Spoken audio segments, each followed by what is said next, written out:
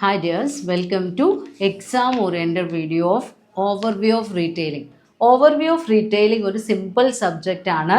നമ്മൾക്കറിയാം personal selling ഒക്കെ നിങ്ങൾ പഠിക്കുമ്പോൾ അതും ഈ ഓവർവ്യൂ ഓഫ് റീറ്റെയിലിങ്ങിലും വരുന്ന കുറേ ഭാഗങ്ങളൊക്കെ സിമിലർ ആയിട്ട് വരുന്നുണ്ട്.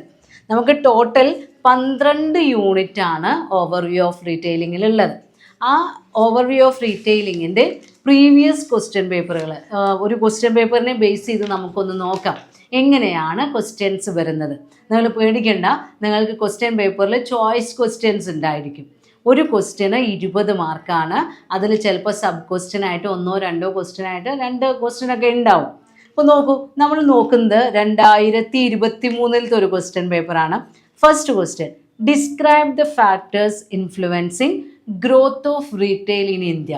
നമ്മുടെ ഫസ്റ്റ് യൂണിറ്റിൽ നിന്നാണ്. ചാപ്റ്റർ 1 പേജ് നമ്പർ 17 വരുന്നത്.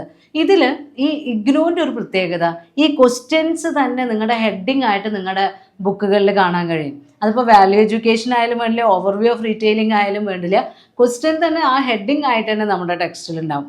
അപ്പോൾ ഈ ക്വസ്റ്റ്യൻ്റെ answer chapter 1 page number 17 then അതിൻ്റെ സബ് ക്വസ്റ്റ്യൻ ആയിട്ട് വരുന്നത് explain the challenges faced by retailers in India. അപ്പോൾ ഫസ്റ്റ് ചാപ്റ്റർ ഇമ്പോർട്ടൻ്റ് ആണ്.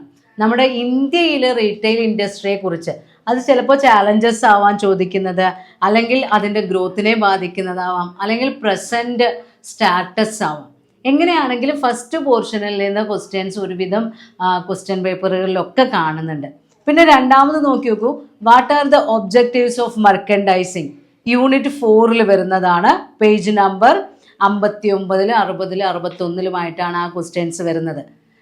Describe merchandising budget and constraint factors influencing merchandising budget. നമ്മൾ ഡീറ്റെയിൽ ആയിട്ട് വീഡിയോ ക്ലാസ്സിൽ പറഞ്ഞിട്ടുള്ള കാര്യങ്ങളാണ്.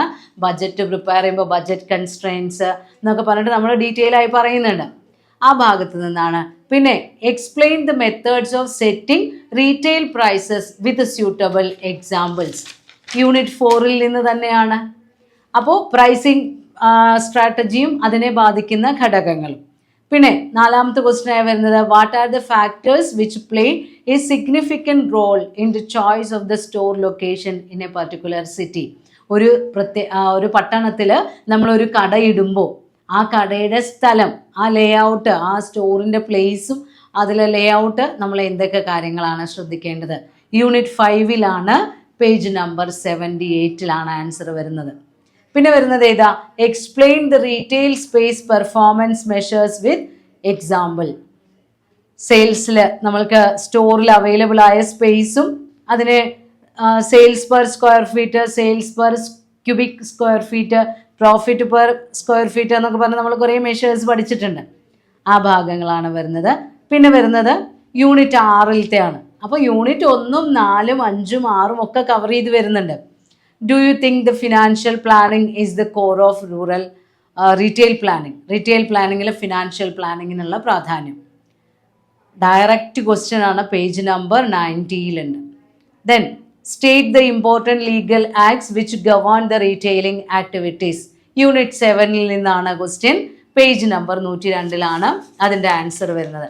അപ്പോൾ ഓവർവ്യൂ ഓഫ് റീറ്റെയിലിങ്ങിൽ ഇപ്പോൾ ടോട്ടൽ 12 ചാപ്റ്റർ ഉണ്ടെങ്കിൽ നിങ്ങളൊരു 7-8 ചാപ്റ്റേഴ്സ് ബൈ ഹാർട്ട് ചെയ്ത് കഴിഞ്ഞാൽ, ദാറ്റ് മീൻസ് ഡീറ്റെയിൽ ആയിട്ടൊന്ന് പഠിച്ചു കഴിഞ്ഞാൽ എന്തായാലും എല്ലാ ക്വസ്റ്റ്യൻസും നിങ്ങൾക്ക് ഏകദേശം അറ്റൻഡ് ചെയ്യാൻ പറ്റും. കാരണം ചോയ്സ് ക്വസ്റ്റ്യൻ ഉണ്ട്. മൊത്തത്തിൽ ഒരു പകുതി ഒന്നും നിങ്ങൾ പഠിക്കാതെ വിടരുത്. ഏകദേശം എല്ലാ യൂണിറ്റ്സും കവർ ചെയ്യുന്ന രീതിയിലാണ് ക്വസ്റ്റ്യൻ പേപ്പേഴ്സ് വരുന്നത്. സിമ്പിൾ ക്വസ്റ്റ്യൻസ് ആണ്, നിങ്ങൾക്ക് ജനറൽ ആയിട്ട് തന്നെ എഴുതാം. ഇപ്പോൾ നമ്മുടെ റൂറൽ റീറ്റെയിലിംഗ് എന്നൊക്കെ പറഞ്ഞു കഴിഞ്ഞാൽ ഇന്ത്യയിൽ ഇന്ന് കാണുന്ന സ്ട്രാറ്റജീസ് എഴുതിയാൽ മതി. നമുക്ക് kiosk vending, online marketing, E tailing എല്ലാം വരുന്നതാണ്. അപ്പോൾ ഓവർവ്യൂ ഓഫ് റീറ്റെയിലിങ്ങിന് നിങ്ങൾ എക്സാം എഴുതാൻ പോകുന്ന സമയത്ത് ആകെ 12 യൂണിറ്റേ നിങ്ങൾക്ക് പഠിക്കാനുള്ളൂ. അപ്പോൾ പഠിക്കുന്ന ചാപ്റ്ററുകൾ വൃത്തിയായി പഠിച്ചു പോകാം. ഒരു പകുതിയിലധികം ചാപ്റ്റേഴ്സ് എന്തായാലും നിങ്ങൾ നോക്കണം.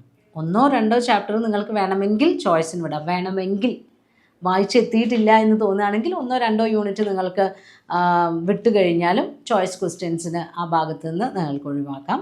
പക്ഷേ ആ പ്രധാനമുള്ള ഭാഗങ്ങൾ, ആ പ്രൈസിങ്, പിന്നെ കൺസ്യൂമേഴ്സിൻ്റെ കാര്യങ്ങൾ, ഇന്ത്യയിൽ റൂറൽ മാർക്കറ്റിങ്ങും അതുപോലെ തന്നെ റീറ്റെയിൽ മാർക്കറ്റിംഗ് അങ്ങനെയുള്ള ഭാഗങ്ങളൊന്നും നിങ്ങൾ ഒഴിവാക്കരുത്. റിപ്പീറ്റഡായി അവിടെ നിന്നൊക്കെ ക്വസ്റ്റ്യൻസ് വരുന്നുണ്ട്. അപ്പോൾ നന്നായി വായിച്ചു പോവുക, നല്ല രീതിയിൽ എക്സാം അറ്റൻഡ് ചെയ്യുക, നിങ്ങൾക്ക് നല്ല റിസൾട്ട് ഉണ്ടാവും. കാരണം ഓവർവ്യൂ ഓഫ് റീറ്റെയിലിംഗ് സിമ്പിൾ പേപ്പറാണ്, മാക്സിമം സ്കോർ ചെയ്യാൻ പറ്റും. 1-2 ചാപ്റ്റർ മാത്രമേ നിങ്ങൾ പഠിക്കുന്ന സമയത്ത് സ്കിപ്പ് ചെയ്യാൻ പാടുള്ളൂ. കാരണം എല്ലാ യൂണിറ്റും ഏകദേശം കവർ ചെയ്യുന്ന പോലെയാണ് ക്വസ്റ്റ്യൻ പേപ്പറിൻ്റെ സ്വഭാവം നമ്മളിപ്പോൾ നോക്കുമ്പോൾ കണ്ടുവരുന്നത്. അപ്പോൾ നന്നായി പഠിക്കുക, നല്ല റിസൾട്ട് വാങ്ങിക്കാൻ ശ്രമിക്കുക.